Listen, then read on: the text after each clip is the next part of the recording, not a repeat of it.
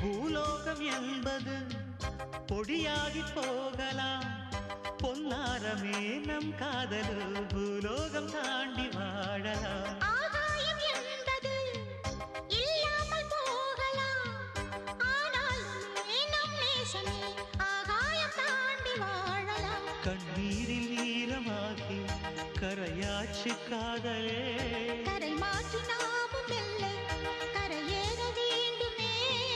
நாளை வரும் காலம் நம்மை கொண்டாடுமே. தாஜ்மஹால் தேவையில்லை அன்னமே அன்னமே, காடுமலை நதிகளெல்லாம்